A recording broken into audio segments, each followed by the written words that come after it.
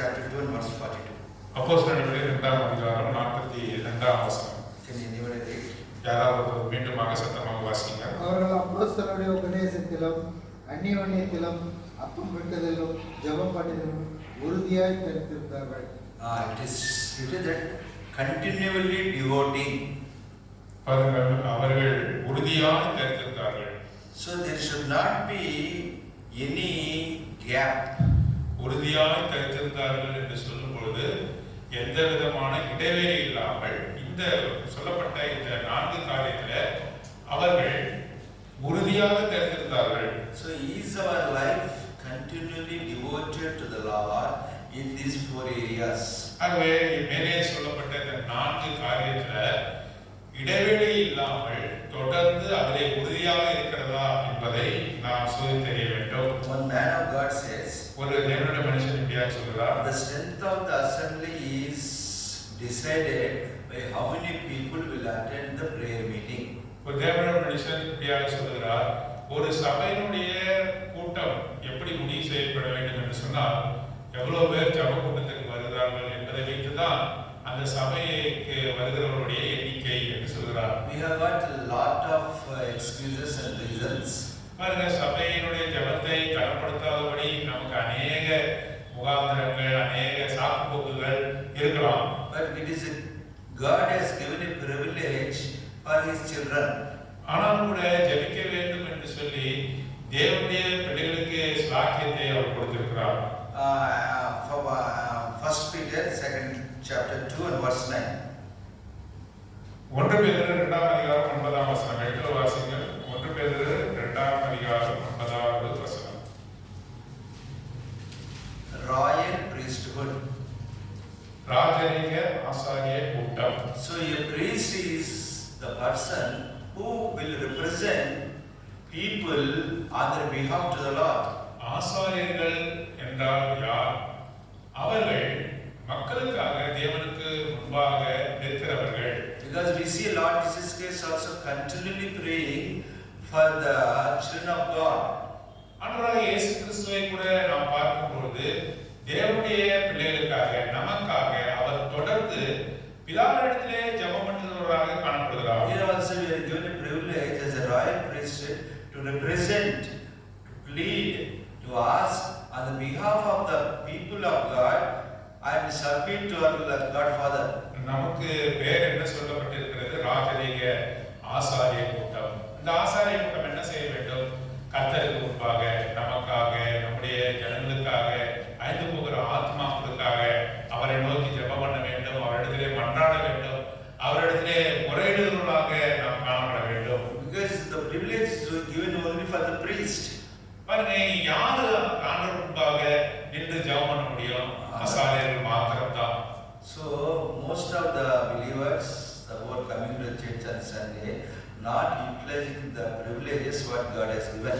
பாருங்க, ஞாயிற்றுக்கிழமை வருகிற தேவனுடைய ஜனங்கள் அவர்கள் ஜெபிக்காமல் இருக்கிறபடியால், தேவனுடைய ஜெப கூட்டத்தை அவர்கள் பங்கு பெறாமல் இருக்கிறபடியால், அவர்களுக்கு ஆசாரிய ஊழியத்தை அவர்கள் செய்யாமல் இருக்கிறார்கள். Our God servant in Yanam, தேவ ஞானத்தில் இருக்கக்கூடிய தேவ ஊழியர் once in a month we will have all in prayer. மாதத்துக்கு ஒரு முறை அங்கே முழு இரவு ஜெபம் இருக்கும். So that will be on Friday. அது வெள்ளிக்கிழமை இருக்கும். Because second Saturday is a holiday for most of them. ஆகவே சனிக்கிழமை எப்பொழுதுமே அங்கே விடுமுறையா இருக்கிறபடியால் வெள்ளிக்கிழமை இரவு முழு இரவு ஜெபத்தை ஞானத்தை சேர்ந்த நமது தேவ ஊழியர் வைத்திருக்கிறார். Suppose they are not able to attend on Friday, they will give a chance on Saturday morning. பாருங்கள், அவர்கள் முழு இரவு ஜெபத்திலே அவர் கலந்து கொள்ளவில்லை என்று சொன்னால் சனிக்கிழமை காலையிலே கூட வந்து அங்கே ஜெபிக்கலாம். If they miss that second chance also, Sunday after worship they will be given one more chance. பாருங்க, அப்படி சனிக்கிழமையும் அவர்களாலே வந்து ஜெபிக்க முடியவில்லை என்று சொன்னால் ஞாயிற்றுக்கிழமை ஆராதனைக்கு பிறகு திரும்பமாக ஒரு ஜெப கூட்டத்தை வைப்பார். 3 chances will be given. ஆகவே ஒரு மனுஷன் எப்படியாவது இந்த ஜெப கூட்டத்திலே அவன் பங்கு பெற வேண்டும், சபையின் ஜெபத்திலே பங்கு பெற வேண்டும் என்று சொல்லி 3 தருணங்களை அங்கே கொடுக்கிறார். He has made a point that people who did not, believers who will not attending prayer meeting should not take part in the Lord's table. எங்களோட அந்த எனக்கு சேர்ந்த தேவ ஊழியர்களுடைய தீர்மானமான முடிவு என்னன்னு சொன்னால், யாரெல்லாம் ஜெப கூட்டத்துல வரவில்லையோ, இந்த 3 தருணங்களிலும் வராமல் இருக்கிறார்களோ, அவர்கள் ஒரு நாளும் தேவனுடைய பந்தியில கை வைக்க விட மாட்டார். Because these are the 4 areas which Lord has given us. ஆகவே இந்த 3 நம்புறங்களை ஆண்டவர் நமக்கு கொடுத்திருக்கிறார். Because only also if we fail in one area, we are fail in all areas. வாழ்க்கையில கூட ஒரு சப்ஜெக்ட்ல நம்ம அங்கே தோற்றுவிட்டோம் என்று சொன்னால் தோற்றவர்கள் தான் என்றுதான் குறிப்பிடப்படும். The same way, if you are not able to come for the prayer meeting means you are running your life on a 3-wheeled vehicle which is dangerous. ஜெபம் என்ற அந்த ஒரு தூண் உங்களிடத்தில் இல்லை என்று சொன்னால் 4 சக்கர காரை ஒரு சக்கரம் இல்லாமல் ஓட்டுவதற்கு சமமாக இருக்கிறது. Just to show only one character who is very continually devoted in his prayer life. ஒரு மனுஷனை குறித்து நாம் பார்க்க போகிறோம். அவன் தனது ஜெப வாழ்க்கையில் எப்படி அவன் ஈடுபட்டான் என்பதை குறித்து நாம் வாசிக்கலாம். Book of Daniel chapter 6. தானியேல் புத்தகம் 6ஆம் அதிகாரம் 7th verse. 7ஆம் வசனம். தானியேல் 6:7 வாசிக்கலாம். 6ஆம் வசனம், 6ஆம் அதிகாரம் 7ஆம் வசனம். எவனாகிலும் 30 நாள் வரை ராஜாவாகிய உம்மை தவிர எந்த தேவனையானாலும் மனுஷனையானாலும் நோக்கி யாதொரு காரியத்தை குறித்து விண்ணப்பம் பண்ணினால் அவன் சிங்கங்களின் கெவியிலே போடப்பட ராஜா கட்டளையை பிறப்பித்து உறுதியான தாக்கீது செய்ய வேண்டும் என்று ராஜ்யத்தினுடைய எல்லா பிரதானிகளுக்கும் தேசாதிபதிகளுக்கும் பிரபுக்களுக்கும் மந்திரிமார்களுக்கும் தலைவர்களுக்கும் ஆலோசனை பண்ணி கொண்டிருக்கிறார்கள். We are telling Lord God the Father is the Savior. We are telling so many things. We are attributing so many things to the Lord. பாருங்க, ஆண்டவரை நாம் அழைக்கும் பொழுது கூப்பிடும் பொழுது தேவனே என்று கூப்பிடுகிறோம், ராஜா என்று கூப்பிடுகிறோம், கர்த்தரே என்று நாம் அழைக்கிறோம்.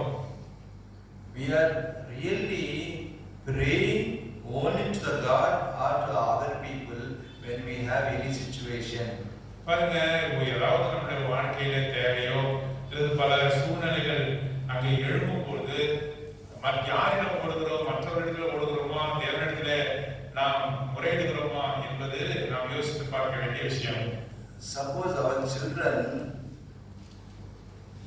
ask other besides our house people for food, how do the parents will feel? உதாரணமாக, உங்களுடைய குழந்தைகள் உங்களை தவிர்த்து, உங்கள் குடும்ப அங்கத்தினரை தவிர்த்து சகோதரத்திலாவது சகோதரிடத்திலாவது கேட்காமல் உணவு தேவை மற்றவரிடத்தில் கேட்கும் போது நீங்கள் எப்படி உணர்வீர்கள்? It's a shame. அது ஒரு அவமானகரமான காரியம். We see in Luke's Gospel also in the 15th chapter, when the second son is coming, he is asking the elder son, he is asking the servants, not the father, because there is no right relationship between the two. பாருங்க, இங்கே இந்த Lucas விசேஷம் 15ஆம் அதிகாரத்துல அங்கே மூத்த குமாரன் கூட பிதாவினிடத்தில் அவன் கேட்காமல் இளைய குமாரனை குறித்து விருந்தை குறித்து வேலைக்காரனிடத்தில் போய் கேட்கிறான். One thing is putting shame to the God the Father, and second thing it denotes we don't have a very right relationship.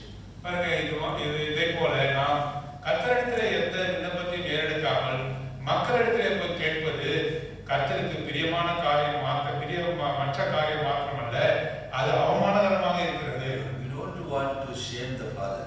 நம்முடைய பிதாவை ஒரு நாளும் நாம் அவமானப்படுத்தக்கூடாது. Here Daniel knows well that the document has been signed and it is very costly one because his life will be thrown into the lion's den. இந்த அதிகாரத்திலே நாம் பார்க்கும்போது அவனுக்கு ஏற்பட்ட சூழ்நிலையை பார்க்கிறோம். அவன் ராஜாவை தவிர்த்து யாரிடத்திலாவது விண்ணப்பம் பண்ணினால் அவர்கள் சிங்கக்கவிலே போடப்படுவார்கள் என்று உறுதியான தாக்கீது அங்கே பிறப்பிக்கப்பட்டது என்று சொல்லி பார்க்கிறோம். In 10th verse we see, knowingly the document was signed, he entered the house, windows opened to Jerusalem, he continued.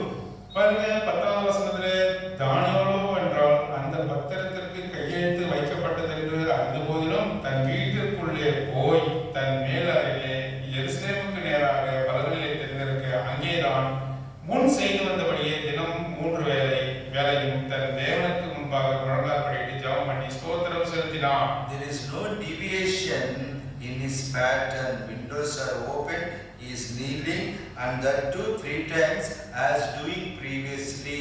பாருங்க, தானியேல் இந்த தனக்கு எதிராக இந்த கையெழுத்து ஆயிருக்கிறது, ராஜாவை தவிர யாரிடத்திலும் விண்ணப்பம் பண்ணக்கூடாது என்று எதிரிடையான ஒரு கையெழுத்து இருக்கிறது என்று தெரிந்தாலும் கூட வழக்கத்தின்படி என்று பார்க்கிறோம். அப்படின்றால் வழக்கிலே திறந்து எப்படி அவன் முன்பாக அவன் ஜெபித்தானோ, அந்த கையெழுத்துக்கு முன்பாக அவன் ஜெபித்தானோ, அதே போல வழக்கிலே திறந்து முழங்கால் படிட்டு தேவாதி தேவனை நோக்கி விண்ணப்பம் பண்ணினான் என்று சொல்லி பார்க்கிறோம். Because we have seen Acts, they continually devoted. Daniel continued as done previously.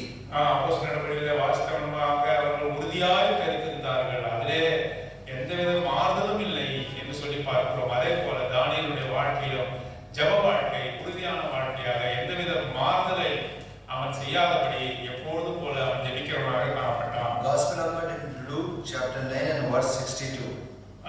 அப்போஸ்தலர் நடவடிக்கைகள் 9ஆம் அதிகாரம், லூக்கா சுவிசேஷம் 9ஆம் அதிகாரம் 62வது வசனம்.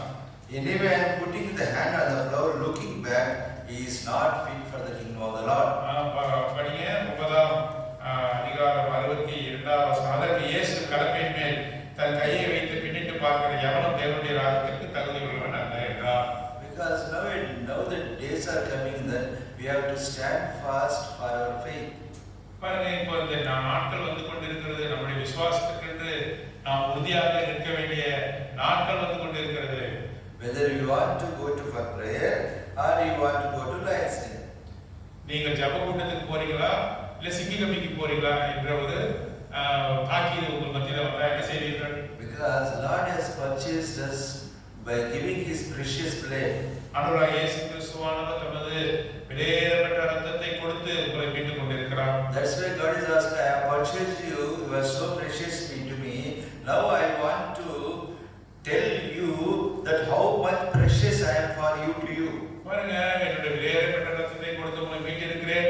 ஆகவே என் மகனே, என் மகளே, நான் எவ்வளவு விலையேறப்பட்டவனாக உனக்கு இருக்கிறேன், நீ எனக்கு எவ்வளவு விலையேறப்பட்டவனாக இருக்கிறாய் என்று சொல்லி நம்மை பார்த்து அவர் கேட்கிறார். Christian life is not so easy.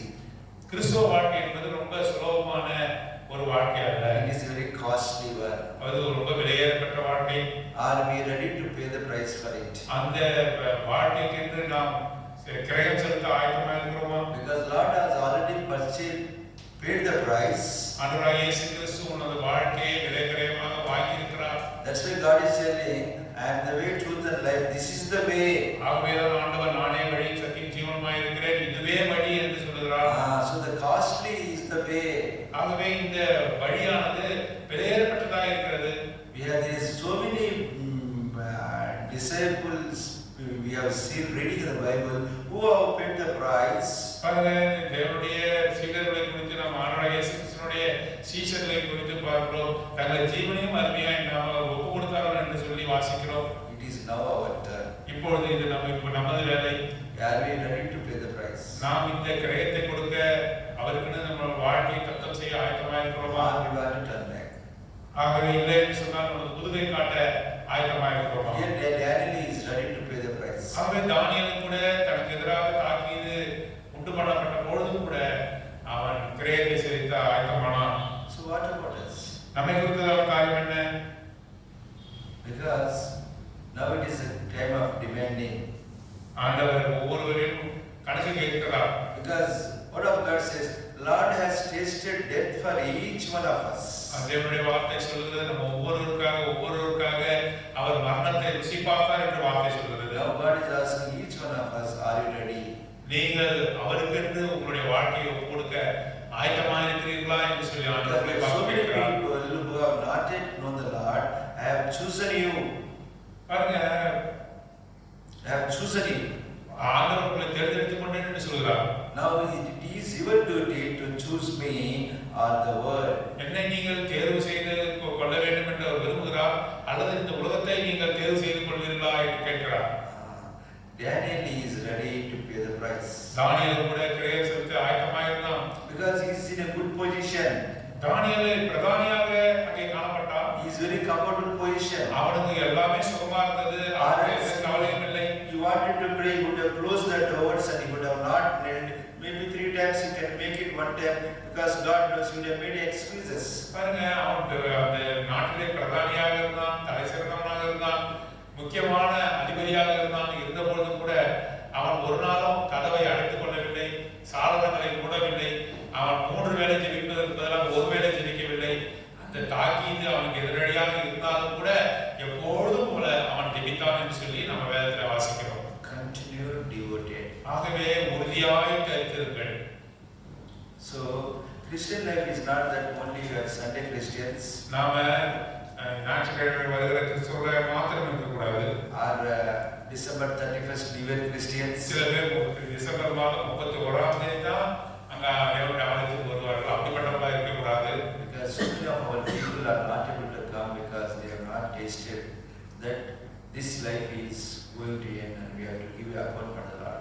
ஏன் அநேகர் ஜெபக்கூட்டத்துக்கு வருவதில்லை என்று சொன்னால், இந்த வாழ்க்கை முடிய போகிறது, ஒரு நாளே நம்மை குறித்து தேவனிடத்திலே கணக்கு கொடுக்க வேண்டும் என்ற அறிவு இல்லாமல் இருக்கிறார்கள். So it is our responsibility to plead on behalf of them to the Lord, so that knowingly they are disowning the Lord, they should also come into the knowledge and pray for the Lord and for themselves and also for other people. பாருங்க, இவர்களுக்காக கூட நாம் ஜெபம் செய்ய கடமைப்பட்டு இருக்கிறோம். நமக்கு எப்படி ஒரு தருணத்தை கொடுத்து ஆண்டவரை நேசிக்கும்படியாக, ஜெப கூட்டங்களில் கலந்து கொள்ளும்படியாக, அவரை நோக்கி ஜெபிக்கும்படியாக நம்மை அறிவுரை செய்தாரோ, இதே போன்ற ஒரு ஞானத்தையும் அறிவையும் அவர்களும் பெற்றுக்கொள்ளத்தக்கதாக ஜெப கூட்டங்களை, ஜெபத்தை அவர்கள் புறக்கணிக்காதபடி அவர்களுக்காகவும் நாம் ஜெபிக்க வேண்டியவர்களாக இருக்கிறோம். That's why Daniel is verse 20. தானியேல் 6ஆம் அதிகாரம் 28ஆம் வசனத்திலே நாம் வாசிக்கிறோம். Daniel enjoyed success in the reign of Darius and the reign of Cyrus the Persian. வாசிங்க. தரியுவின் ராஜ்யபார காலத்திலும் பெர்சியனாகிய கோரேசுடைய ராஜ்யபார காலத்திலும் தானியேலின் காரியம் ஜெயமாய் இருந்தது. 2 ராஜாக்களுடைய நாட்களிலும் ஜெயமாய் இருந்தது என்று சொல்லி வாசிக்கிறோம். It is not governments that are changing. அங்க பாருங்க, அரசாங்கம் மாறவில்லை. It is not the governments that have changed, it is the kingdom that has been changed. பாருங்க, ராஜ்யங்கள் மாறி போனது. Because suppose a government changes means he will change all the people who were in the previous government. ஒரு அரசாங்கம் மாறும் என்று சொன்னால் அங்கே பிரதானிகளாக இருந்தவர்கள் மற்றொரு அரசாங்கத்தை தொடர முடியாது, அவர்கள் எல்லாம் வீட்டுக்கு போக வேண்டியதான். Because they will change, because the moment எல்லாவற்றையும் மாற்றுவார்கள். any government comes means first they will change the chief secretary and the police chief. ஆகவே தலைமை செயலாளர், போலீஸ் முதன்மை அதிகாரி, இவர்கள் எல்லாம் புது அரசாங்கம் வந்த உடனடியாக மாற்றுவார்கள். Here it is the kingdom. இங்கே பார்க்கும்போது ராஜ்யத்தை குறித்து வாசிக்கிறோம். The enemy king is coming and defeating and taking his kingdom. ஒரு ராஜ்யத்தை இன்னொரு எதிரடியான ராஜா வந்து பிடித்து மேற்கொண்டு அந்த ராஜ்யத்தை எடுத்துக்கொள்கிறான். How he is able to maintain the same prime minister post? ஆனாலும் கூட தானியேல் அந்த ராஜ்யத்திலும் அவன் வந்து பிரதானியாக அவன் காணப்படுகிறான் என்று சொல்லுவாங்க. Because Daniel knows these are not kings, my king is in heaven. ஏன் அப்படி அவன் அங்கே பிரதானியாக அவன் காணப்பட்டான் என்று சொன்னால், இவர்களெல்லாம் ராஜாக்கள் அல்ல, இவர்களுக்கு மேலாக ராஜாதி ராஜா அவரே ஆளுகை செய்கிறார் என்று தன்னை ஒப்பு கொடுத்த மனுஷனாக தானியேல் காணப்பட்டான். Because he is serving him, these kingdoms can't do anything. பாருங்க, ஆண்டவரே அவன் வாஞ்சித்திருக்கிறான், அவரே நம்பியிருக்கிறான். ஆகவே இந்த ராஜ்யங்கள் ஒன்றும் அவன் செய்யாது என்று விசுவாசித்திருந்தான். In the same way, our king is Lord Jesus Christ, who is in control of the whole world. ஆகவே இந்த முழு உலகத்தையும் மாற்றி செய்கிறவர் ஆண்டவராகிய இயேசு கிறிஸ்துவானவர். So that's why we should only bring our request to him. நம்முடைய விண்ணப்பங்களை ஆண்டவருக்கு முன்பாக மாத்திரம்தான் கொண்டு வர வேண்டும். In these days, I left cooking my own food. நான் எனக்காக சமைப்பதை நான் விட்டுவிட்டேன். Cooking my food means sometimes we want to choose the things which we want. பாருங்க, எனக்கான தேவைக்கான உணவை நான் தேர்வு செய்வதில்லை. I left to God, Lord, what is wish, please do it. எனக்கு நீர் என்ன கொடுக்கிறீர்கள் நான் அதை எடுத்துக்கொள்கிறேன் என்று சொல்லி உணவு தேவையை ஆண்டவருக்கு விட்டுவிட்டேன். Because I don't want to put my mind and want make things comfort for me. Whatever you feel like, you do it for me. ஆகவே எனக்கு பிரியமான உணவை நான் ஒரு நாள் எடுத்துக்கொள்வதே இல்லை. ஆண்டவர் எனக்கு என்ன கொடுக்க